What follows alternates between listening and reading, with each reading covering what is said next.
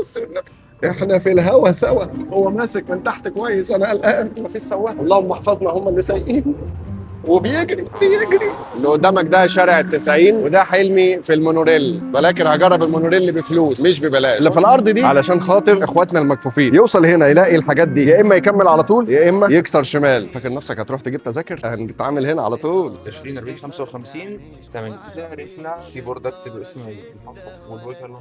وهنا عندك 120، دخل ورقه ورقه، دافع نقد يا باشا. اللهم صل على النبي. احنا هنسهل عليها ونديها 20 جنيه. هوبا، عايزين ثلاثه.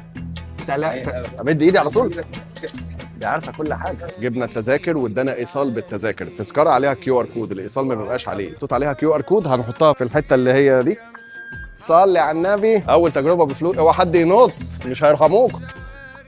هي مصر بتعمليها ازاي؟ القطار ده جاي في قطار تاني عنده 8 دقايق وقطار تاني عنده 18. في المراحل اللي بعد كده هيبقى القطار سريع، استنى يفتح تلاقي الدنيا امان. السلام عليكم. الفرق ما بين العربيه الاولى وده العربيه الثانيه، حتى الان في 4 عربيات، كراسي مريحه، مكيف فخم، سبقنا الناس اللي كانت متطوره. احنا واقفين عشان خاطر مستمتعين، انت كانك راكب التلفريك بتتفسح.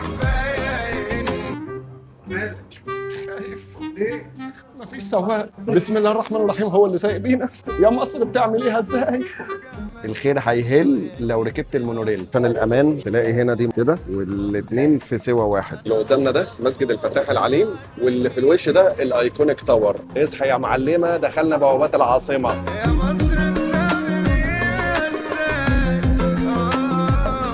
ايش هالحلاوه والجمال، والله يا مصر اتطورتي. العاصمه حلوه ومتقسمه. هنا مصر وهنا عالي قوي وانا خايف. يا مصر بتعمليها ازاي؟ اوعوا تلوموني، حلم عند البرج الايقوني. استنى ده يفتح، تنزل في تواليت حريمي ورجالي. والله انت داخل فندق، متخيل الفخامه والنظافه وفي مناديل. يا مصر بتعمليها ازاي؟ عشان خاطر الكيو ار كود ده يضرب على المكنه على طول من غير ما يعلق، طبقه كده نصين وحافظ على الكيو ار كود، ما تتنيش منه. هو صديقي تنه من الكيو ار كود نفسه، فابتدت تعلق معاه، تروح قاسمها كده نصين، تحطها في جيبك او في شنطتك، انت كده في الامان. كده وصلنا العاصمه الاداريه. تبصوا هنا تلاقوا العمار، ومش اي عمار، ده البرج الايقوني. دلوقتي احنا في السلم الكهربائي اللي بينزل على الشارع، وعلى فكره ده موجود في كل المحطات. احنا بنسجل في سنه 2026، يا ربنا ان شاء الله كده يكتب لنا الخير والسلامه ونصور في 2030 نشوف مصر اتطورت لحد فين. اللي هي المحطه بتاعه 190 اسمها كده. يعني ايه 190؟ يعني اول ال90. ما شغل دماغ. وبنفخر ان مصر بفضل الله بتتطور، واما ما ينفع الناس فيمكث في الارض، فربنا يجعل ده نافع للناس وتوفيق لينا كلنا جميعا. تخيل ممكن حاجه بسيطه زي دي تبقى رحله ليك وتبقى مواصله ليك وكمان تبقى استقطاب للاجانب، فيبقى هنا عندك استثمار بسبب بس مشروع قومي. مصر بتعمليها ازاي؟ هنا مصر وهنا